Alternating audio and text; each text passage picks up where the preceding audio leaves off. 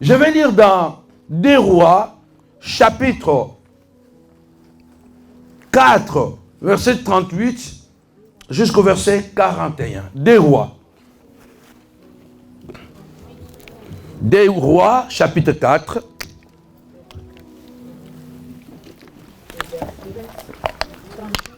« 38 à 41.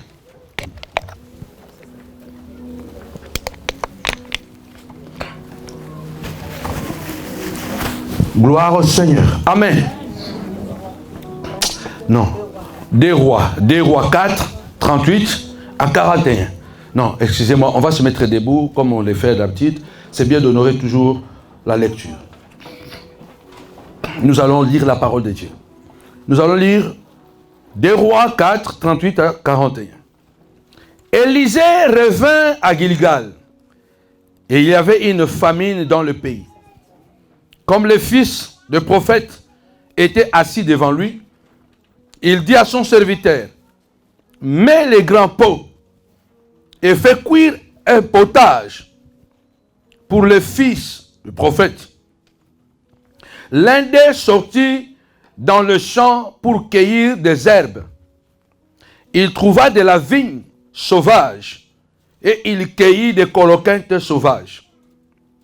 Plein son vêtement. Quand il rentra, il coupa en morceaux dans le pot où était le potage, car on ne le connaissait pas. On servit à manger ces hommes. Mais dès qu'ils eurent mangé du potage, ils s'écrièrent, « La mort est dans le pot. » Hommes de Dieu, ils ne purent manger. Élisée dit, « Prenez de la farine. » Il en jeta dans le pot et il dit, « Sers à ces gens et qu'ils mangent. » Et qu'il n'y avait plus rien de mauvais dans le pot. Amen. Amen. Nous allons nous asseoir. Vous allez m'excuser. Je vais enlever ça.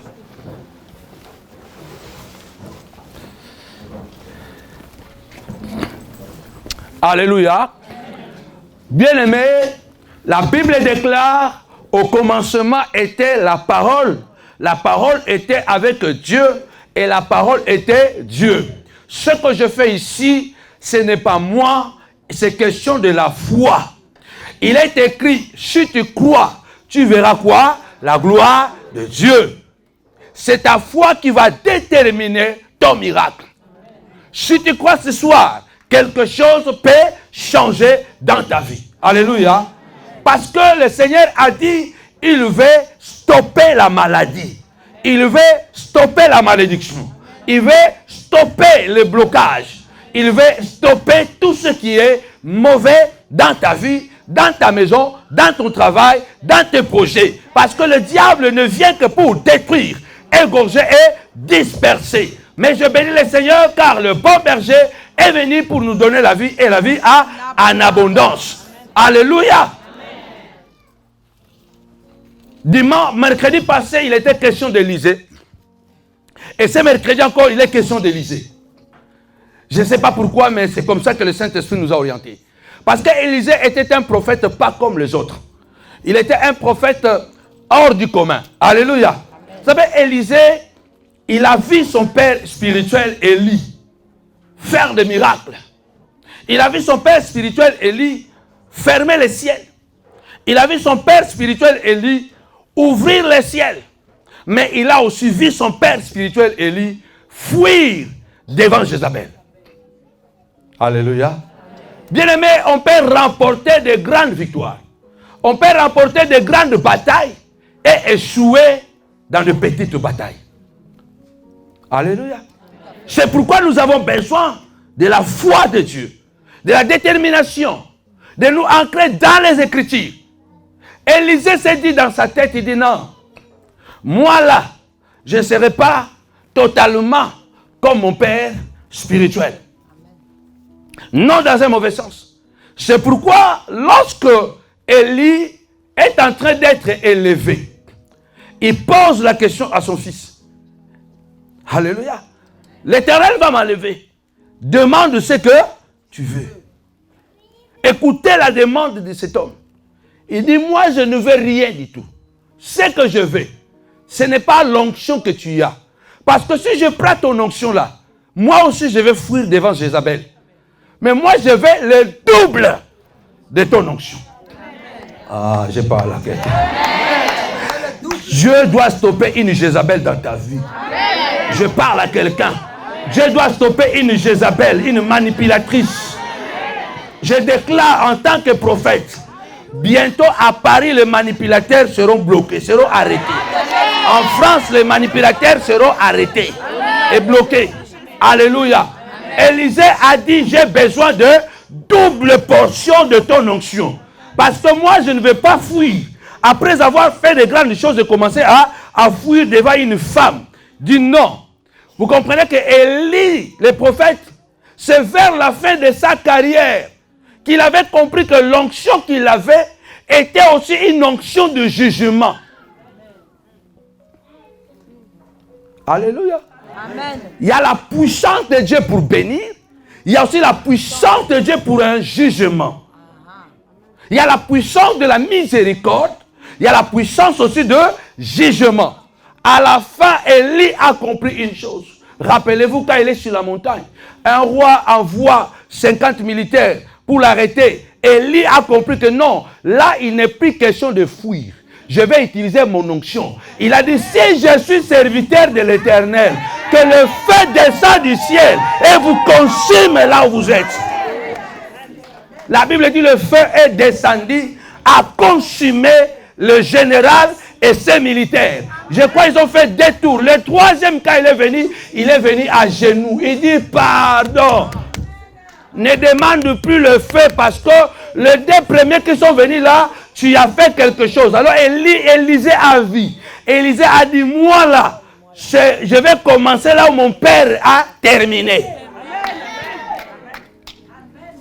C'est pourquoi vous allez voir, selon les informations que nous avons, Élisée a fait presque le double de miracles de son père. Mais quand Élisée rentre, le premier miracle que Élisée fait, c'était le miracle du jugement à part du Jourdain. Les jeunes gens sont sortis en train de l'insulter. Chauve, il dit, bon, des loups, sortez, prenez-les. La Bible dit 40 enfants ont été mangés. Si vous êtes quelqu'un qui lisait la Bible, vous allez comprendre que tout le ministère d'Élisée, Jézabel n'a jamais parlé. Reçois l'onction d'Élisée ce soir. Reçois l'onction d'Élisée ce soir. Parce qu'il y a certaines Jézabel qui doivent se taire bientôt. Il y a certaines Jézabel qui doivent se taire dans ta vie. Qui doivent être stoppées, arrêtées. Il y a certaines Jézabel qui doivent être arrêtées et stoppées. Tout le ministère d'Élisée, Jézabel n'a jamais osé parler. Parce qu'il avait compris, si cet homme a appelé les ours pour manger les enfants, alors moi, que deviendra de moi? Elle s'est dit. J'ai pris pendant ces 4 mercredis de stop, que ces mercredis soient des mercredis prophétiques pour toi. Que beaucoup de choses s'arrêtent dans ta vie. Que Dieu puisse arrêter beaucoup de mauvaises paroles.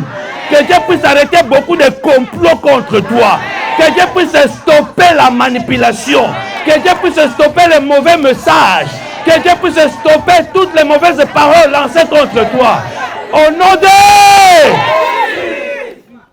Amen. Amen. Dis avec moi stop. Dis avec moi stop. La Bible dit qu'il y avait la famine en Samarie. Élisée est revenu à Samarie auprès de ses enfants, les fils de prophètes. Vous voyez, quand il y a des problèmes, vous devez savoir que nous sommes tous des humains. Ça nous attrape tous. Quand le chômage frappe la France, même si tu es chrétien, attention, le chômage aussi peut te frapper. C'est pourquoi Jérémie dit, priez pour le pays où le Seigneur vous a amené, car votre bénédiction dépend. S'il y a des problèmes ici, nous sommes aussi en difficulté. C'est pourquoi notre devoir en tant que de vrais enfants de Dieu, de ne jamais maudire ce pays qui nous a accueillis. Bénir ce pays. Parce que c'est le pays de notre accueil.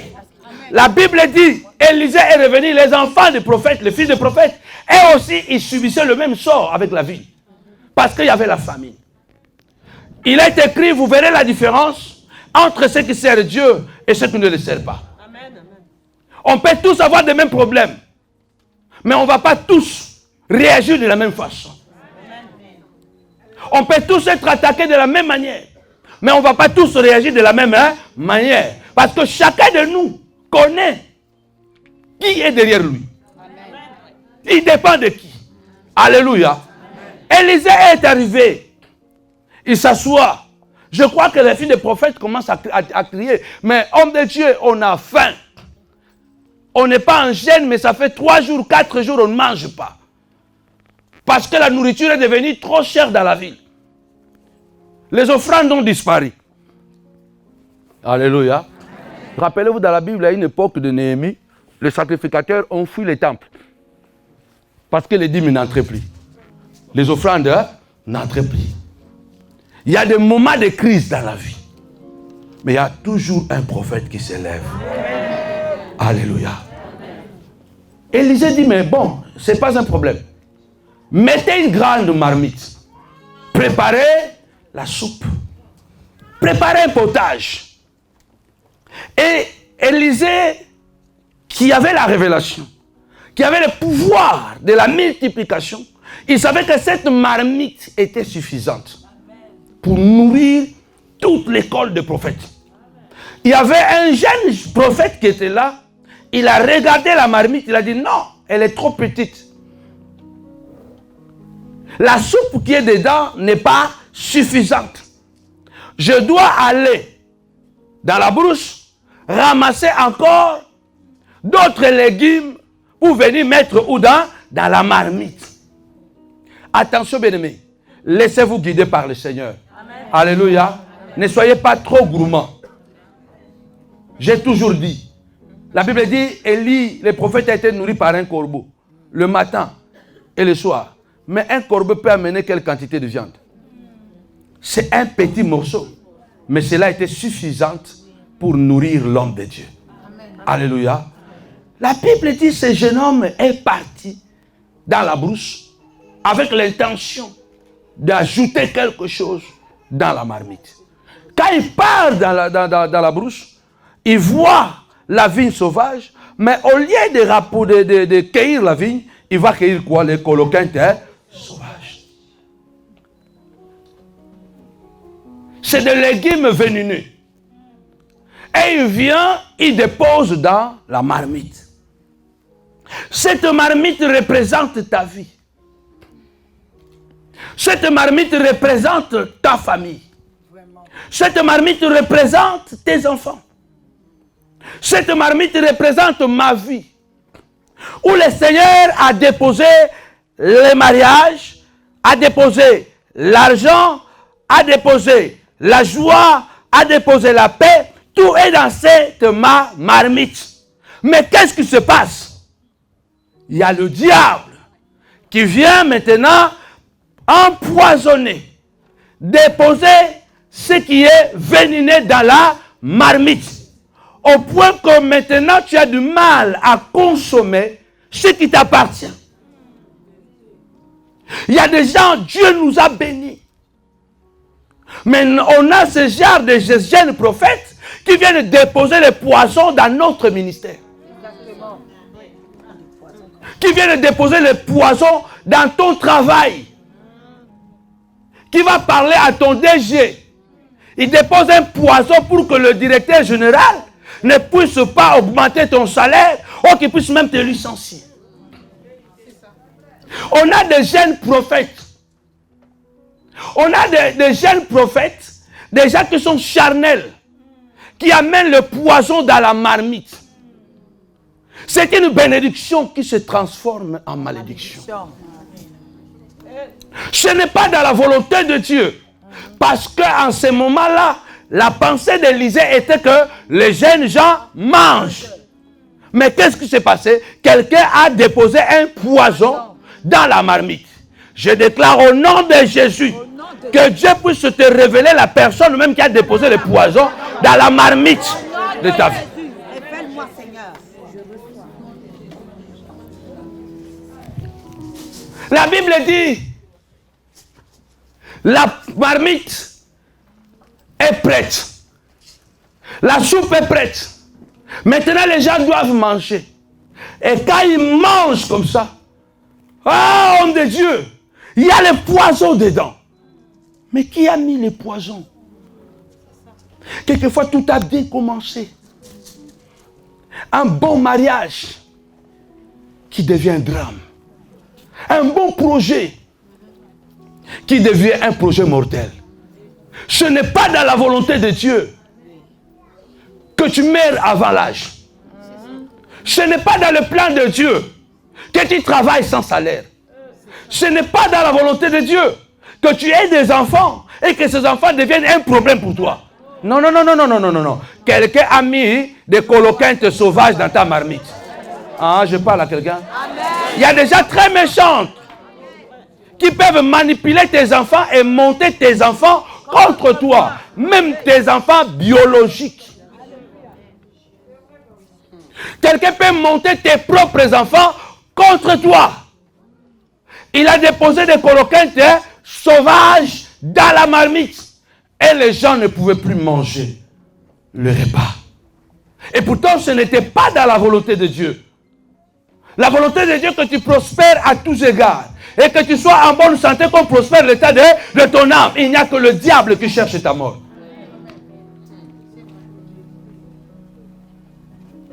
L'homme de Dieu était là. La solution était là. Mais vous devez savoir, partout où Dieu veut élever son enfant, le diable aussi prépare son enfant à côté. C'est vrai. Satan ne peut pas laisser que tu sois élevé sans qu'il y ait de Judas à tes côtés. C'est vrai. Des gens qui vont déposer des coloquintes sauvages dans la marmite de ta vie. Tu te poses la question, tu dis, mais je suis une belle femme, une femme brillante. J'aime mon mari, mais mon mari me méprise. Je fais tout ce qui est nécessaire, mais mon mari me méprise. Mais parce qu'il y a quelqu'un qui a déposé des coloquintes sauvages dans la marmite. Vous êtes maintenant dans l'impossibilité de manger cette nourriture. Je vais dire à une personne ce soir, si tu crois seulement, tu verras la gloire de Dieu. Amen. Car le soleil se lève pour le bon et pour le méchant. Et toi, tu n'es pas méchant. Toi, tu es bon.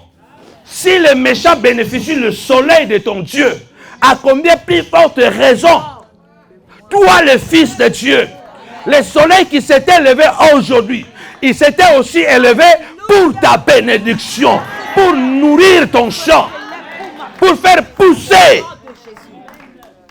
la semence que tu as semée. La Bible dit, les filles des prophètes ne pouvaient pas manger le potage. C'est ce qui se passe aujourd'hui. Tu n'arrives pas à manger le fruit de ton travail. Tu n'arrives pas à jouir de tes belles filles que tu as fait. Ce n'est pas que parce que tu n'es pas fort. Ce n'est pas que parce que tu ne marches pas avec Dieu. Mais parce qu'à côté, il y avait quelqu'un qui apparemment a une étiquette de prophète. Qui a une étiquette d'un enfant de Dieu, de serviteur de Dieu, mais qui dépose le poison. C'est ça le monde chrétien aujourd'hui. Ce n'est pas moi qui l'ai dit, Paul le dit. Qu'il y a parmi vous des choses qu'on n'entend même pas dire chez les païens. Les chrétiens sont devenus plus dangereux que le païen. Tout ça parce que le diable sait que l'église est une force. L'église, c'est la lumière du monde. C'est le sel de la terre. C'est toi qui dois porter la lumière. Écoutez, Dieu est bon. Dieu nous a créés avec les sens. Et parmi ces sens, il y a le goûter. Waouh, j'ai béni le Seigneur qui prévoit toutes choses. Dis à quelqu'un qui est à côté de toi, Dieu prévoit toujours. Vous pensez que le goûter sert seulement pour savourer de bons aliments? Non. Le goûter sert aussi pour empêcher le poison de ne pas entrer dans ton ventre, dans ton stomac. C'est pourquoi quand tu goûtes quelque chose, ce n'est pas bien. Du coup, les goûters bloquent déjà les poisons, stoppent déjà les poisons pour que les poisons n'entrent pas dans ton stomac. Ah, je parle à quelqu'un ce soir. Que Dieu puisse développer ton goûter. Que Dieu puisse développer le goûter. Chaque fois que tu vas goûter quelque chose, si cette chose-là n'est pas bien, que Dieu puisse les stopper au nom de Jésus. Aucun poison ne doit passer dans ton stomac. À partir d'aujourd'hui, que Dieu réveille les sens de ton corps. Les sens de ton corps doivent se réveiller. Et que le goûter se réveille. Afin de bloquer, de stopper le poison. De ne pas entrer dans ton stomac. Dis avec moi, stop! Chacun de nous a ses anticorps. Chacun de nous a ses protections. Cette protection est naturelle. Ce n'est pas un homme qui te l'a donné. Les 5 sens, nous naissons déjà avec les 5 sens. Sont quoi? L'ouïe, l'odorat, la vue, le toucher et heureusement, il y a aussi parce que la bouche est très importante. Je parle à quelqu'un ce soir. Dieu va développer le sens de goûter, afin qu'aucun poison n'entre dans ton estomac. Chaque poison qui sera injecté sera stoppé. La Bible dit, les jeunes gens du prophète, il y a la mort dans la marmite. Il y a la mort dans la marmite. Je parle à quelqu'un. Dieu peut changer le mal en bien. S'il y a la mort dans ta marmite, aujourd'hui, ça sera transformé en vie. S'il y a le chèque dans ta marmite, aujourd'hui, ça sera transformé en succès. S'il y a la défaite dans la marmite, aujourd'hui, Dieu va transformer la défaite en victoire. S'il y a la maladie dans ton corps, Dieu va remplacer la marmite à la santé. Oh, je parle à quelqu'un. Dieu peut tout changer dans la marmite. Dieu peut tout transformer dans la marmite. Parce qu'il a le pouvoir d'ordonner et la chose arrive. Dis à quelqu'un qui est à côté de toi, je crois. Je crois. Le poison a été arrêté. Dès qu'ils ont touché, ils ont dit, hey, il y a le poison. Heureusement, il y a des antiballes. Le goûter, c'est un antiballe qui empêche le poison d'entrer. Je prophétise ce soir que tous les poisons qui sont en train de lancer contre toi, la nuit comme le jour, ni les sans feu, que les antiballes spirituels se réveillent et bloquent au nom puissant de Jésus-Christ, et que le Tout-Puissant bloque cela. Parce que ce sont des antiballes naturels. Tu n'as pas besoin d'avoir les euros pour les avoir. Tu n'as pas besoin d'avoir les dollars pour les avoir. Tu as seulement besoin d'être vivant. Puisque tu es vivant, les 5 sens sont en train encore de fonctionner. Et aujourd'hui, Dieu est en train d'augmenter la dose de tes sens. Ah, dis avec moi, stop. Est-ce qu'il y a quelqu'un qui croit ce soir que Dieu peut stopper les poisons dans ta maison?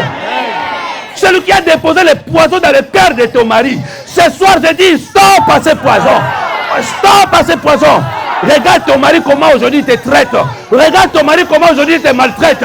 Aujourd'hui il ne donne même pas l'argent aux enfants. Aujourd'hui il abandonne la maison parce que quelqu'un a mis les poisons dans son cœur. Ce soir, je dis stop.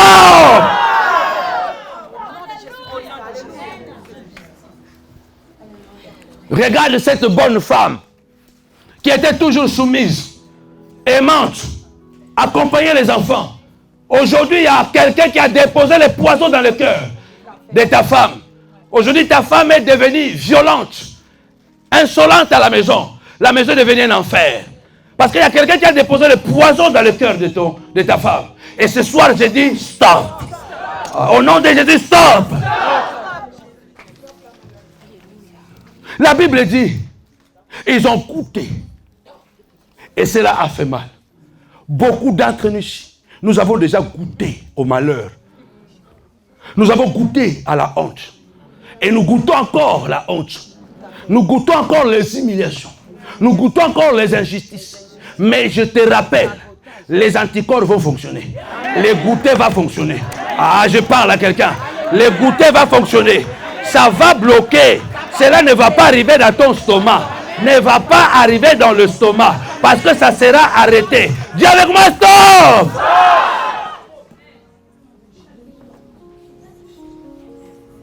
La parole dit, quand ils ont goûté, ils ont dit, ah, homme de Dieu, la mort est dans la marmite. Mais cette mort n'est pas arrivée là par hasard. C'est quelqu'un qui a déposé cette mort là-dedans. Combien de gens sont en train de déposer la mort dans vos vies? Par la haine, la jalousie. Et quand ce sont les manipulateurs qui accusent les autres d'être manipulateurs, le monde est foutu. Quand c'est un menteur qui accuse quelqu'un d'autre de menteur, le monde est foutu. Le monde est foutu. C'est là où Habakkuk dit, pourquoi Seigneur supportes-tu ces choses? Comment tu permets que le méchant triomphe sur le banc? Seigneur, Habakkuk chapitre 1, si vous lisez la Bible, pourquoi tu permets que le méchant puisse triompher sur ce qui est bon, celui qui est bon? Pourquoi le juste souffre? Seigneur, tu ne dis rien. Habakkuk dit même que j'ai crié à la violence. J'ai crié, Seigneur, tu ne fais rien. Et c'est ainsi que la loi n'a plus de vie. La justice n'a plus de force. C'est là où le Seigneur dit à Habakkuk, reste à ton poste. Reste à ton poste. Je veux faire quelque chose que tu ne croirais pas si on te l'a raconté. Dieu va faire quelque chose qui va te surprendre toi-même. Ah, je parle à quelqu'un. Dieu va faire quelque chose qui va te surprendre toi-même. Il a dit à Habakkuk, puisque tu es resté à ton poste, écris la prophétie, grave-la sur une table de pierre, afin qu'on la lise couramment. Fais tout dans ta vie que les gens lisent ta prophétie. Il faut que les gens, quand ils te regardent, ils doivent lire la prophétie dans ta vie. Les gens ne doivent pas lire la malédiction dans ta vie. Les gens doivent lire, ah, je parle à quelqu'un. Fais tout que les gens lisent la prophétie dans ta vie. Même quand tu pleures, les gens doivent regarder dans l'œil spirituel. Là, c'est la prophétie. Tu dois tout faire que les gens lisent là la prophétie dans ta vie. Regarde à ton prochain, dis-lui, il faut que les gens lisent la prophétie dans ta vie. Dieu dit à Habakkuk, enfin qu'on la lise couramment. Chaque fois que tu te réveilles, quand tu arrives au bureau, ton DRH doit dire non, ça c'est un danger. Il va prendre certainement ma place parce qu'elle est trop intelligente. Ah, je parle à quelqu'un. Je parle à quelqu'un ce soir. Quand tu arrives quelque part, il faut que les gens voient que non. Elle a quelque chose qui fait un peu trembler. Elle peut nous dépasser. Elle peut aller plus loin que nous. Ah, je parle à quelqu'un. Je parle à quelqu'un.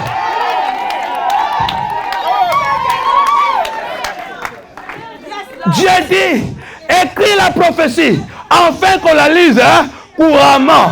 Malgré que le méchant est en train de triompher sur les justes, malgré que le mal est en train de triompher sur le bien, mais garde ton poste, garde ta place, écris là la prophétie. On doit lire la prophétie dans ta vie. Fais tout dans ta vie que les gens ne lisent pas le malheur. Souffrez en silence avec dignité. Pleurez en silence avec dignité. Quand tu dois pleurer, je ne dis pas que tu ne dois pas pleurer. Tout le monde arrive à un moment où il doit pleurer. Entre dans ta chambre, pleure. Essuie tes larmes. Quand tu sors, tu es souriant. Parce que tu connais les promesses que Dieu a faites dans ta vie. Ah, je parle à quelqu'un. Tu connais les promesses que Dieu a faites dans ta vie. Vous savez quoi? Les ennemis de ta vie veulent lire les malheurs sur toi. Ils veulent lire les découragements sur toi. Ils veulent lire l'abandon sur toi. Ils veulent lire l'abandon. Ils veulent lire les découragements. Toi, fais tout qu'ils lisent la prophétie. Ah, je parle à quelqu'un. Ils doivent lire la prophétie.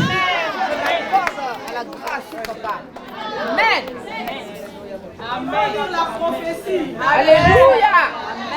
Amen. Amen. Il y a des gens parmi nous qui aiment qu'on puisse les cajoler. Vraiment. Que tout le monde doit être d'accord avec toi.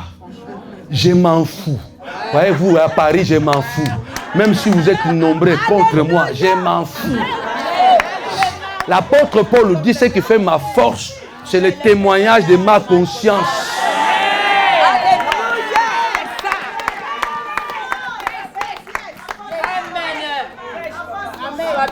Le témoignage de ma conscience. Quand Quand une armée campait tout autour de moi, malgré cela, je serai plein de confiance. Parce que l'Éternel est avec moi. Dieu est avec toi. La marmite de la mort sera transformée à la marmite de la vie. La marmite d'échec va se transformer en marmite de succès. La marmite de défaite va se transformer en marmite de victoire. La marmite de la maladie va se transformer en marmite de la santé.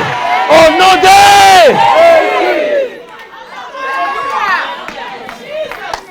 Dis avec moi, je m'en fous. Dis avec moi, je m'en fous du poison que vous avez déposé dans la marmite. Je ne jette pas la marmite. Aïe, aïe, aïe, aïe, aïe, aïe, aïe, aïe, aïe, aïe, aïe, aïe, aïe. Ce que les ennemis veulent que tu jettes ton ministère, que tu jettes tes enfants, que tu jettes ton mari, que tu jettes ta femme, que tu jettes tes projets. Dis à tes ennemis, aucune marmite ne sera jetée. Toutes les marmites seront conservées. Parce que notre Dieu a des antidotes pour toutes sortes de poisons.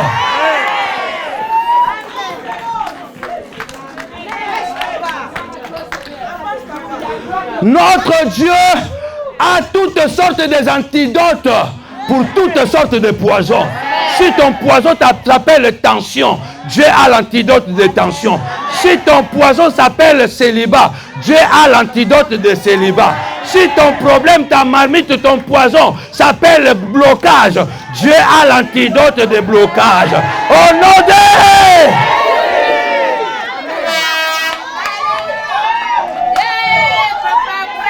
Regarde à quelqu'un, dis-lui, je ne jette rien. Je ne jette rien. Je ne jette rien.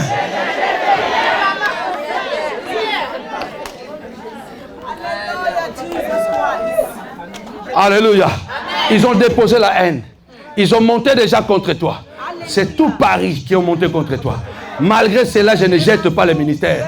La montagne de la prière ne va pas pourrir. La montagne de la prière ne sera pas jetée. La montagne de la prière ne sera pas jetée. Parce qu'il y a la farine. Il y a la farine qui va arrêter, qui va stopper le poison. Ah, je voudrais donner un amen très fort.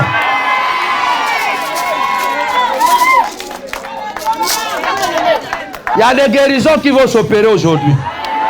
Des guérisons. Je parle à quelqu'un. Alléluia. La mort est dans le pot. La mort est dans la marmite. Ce n'est pas un problème parce que mon Dieu est plus fort que la mort. Il a vaincu la mort. Il a vaincu la mort. Ah, il a vaincu la mort. Jésus a stoppé la mort. Il peut stopper la maladie. Il peut stopper le cancer. Il peut stopper le diabète. Il peut stopper la malédiction générationnelle. Il peut stopper. Au nom de Jésus. Le nom suprême. Ah, dis avec moi stop. Dis avec moi stop. Ne cherchez pas que les gens puissent toujours avoir pitié de vous. Non. Quand les gens ont pitié de vous, cela veut dire que vous ne valez rien. Liliane, vraiment tu vois Liliane. Non. Nazana posta teboyo que langa mawa. Je n'ai pas besoin que vous ayez pitié de moi. Attaquez-moi parce que je porte en moi quelque chose de Dieu.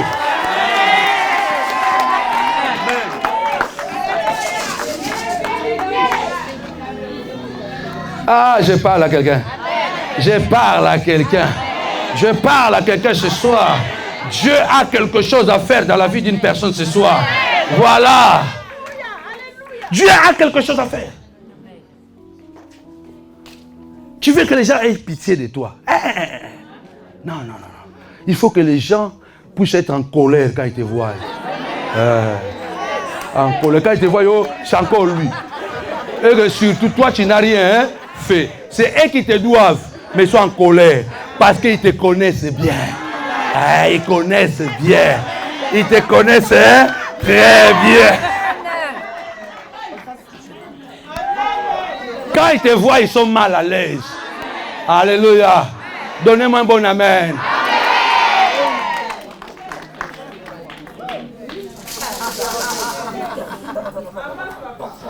La Bible dit, si Dieu est pour toi, qui sera contre toi?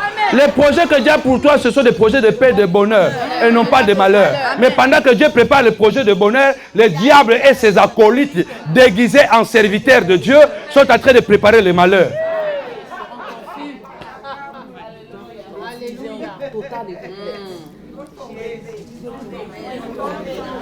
La Bible dit, écoutez, ils ont dit les poisons, la mort est dans la marmite. L'homme de Dieu était calme. Dis avec moi calme. Dis avec moi calme.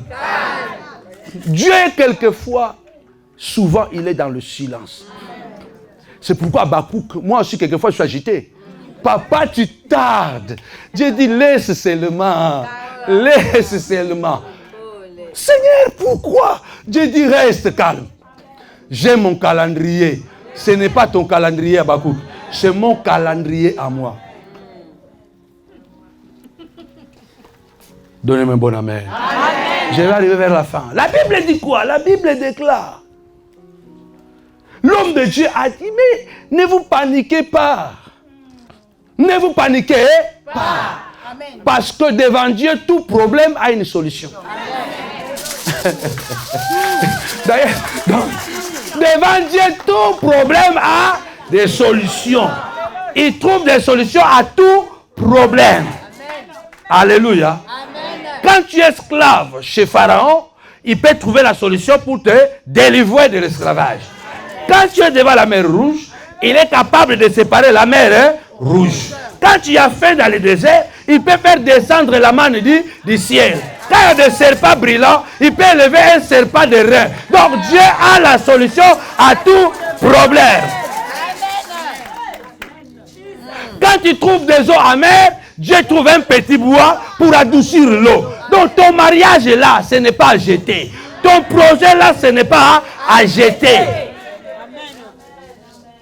La Bible me dit, l'homme de Dieu a dit, hé, calmez-vous. Prenez-moi la farine. Jetez la farine dans la marmite. Jetez la farine où? Dans la marmite. Et servez à ces gens. Il est calme quand il le fait. Lève ta farine là.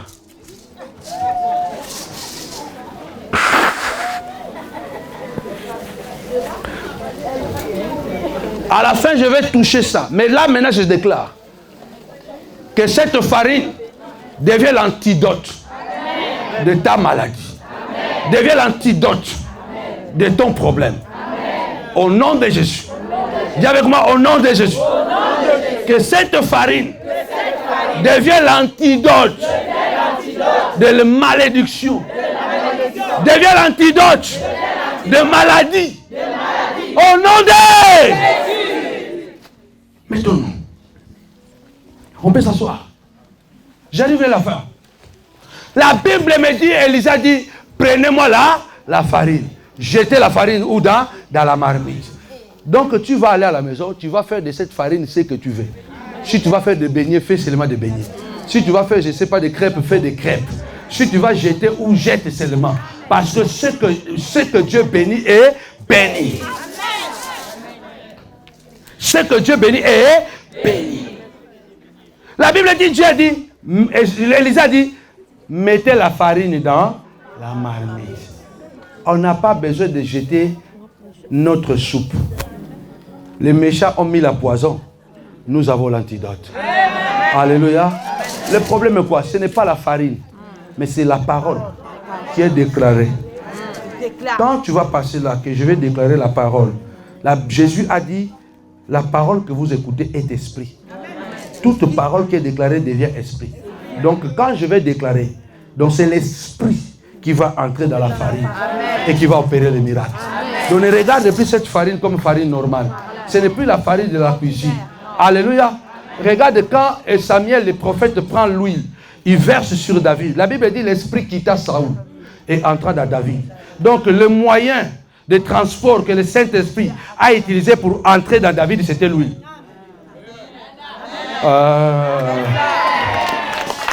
Donc l'esprit de la royauté qui était sur Saoul a quitté Saoul et entré dans dans David. Parce que dans un pays, il ne peut pas avoir deux rois.